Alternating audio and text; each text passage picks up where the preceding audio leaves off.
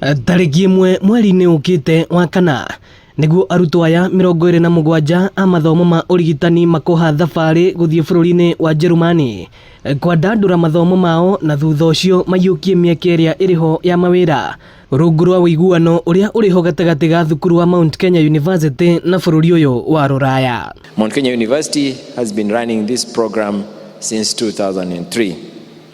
It represents one of the most impactful international initiatives in the university, providing Kenyan youth with opportunity to gain global skills, professional experience, and international exposure in the healthcare sector. Amwe a arutwo arĩa marĩ mũbango-inĩ ũyũ matongoretio nĩ Michael Abonyo makiuga mũbango ũyũ nĩ ũkũmateithia kwĩgwatĩra ũmenyo ona makĩria. I managed to start my German studies and right now I'm done and going to Germany.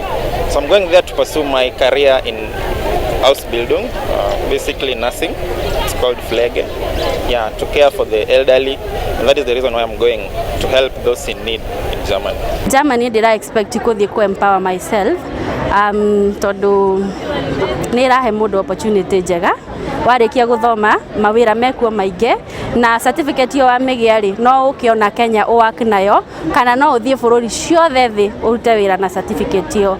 It's recognized worldwide. Mũbango ũyũ rĩu ũteithĩtie arutwo 81 mũikarĩri gĩtĩ wa kanjũ ya MKU Vincent Gaitho akiuga arutwo makoretwo makĩharĩrĩrio kũringana na mawĩra marĩa maroneka nja wa bũrũri. This is therefore confirmation that MKU seeks to equip the world with well-grounded graduates who are fit for the global civil service.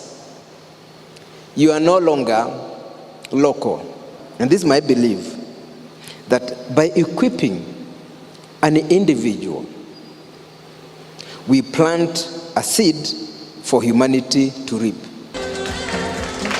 Ino ni ceceni ya Inoro TV Thika na niĩ njĩtagwo Moses Ngigĩ.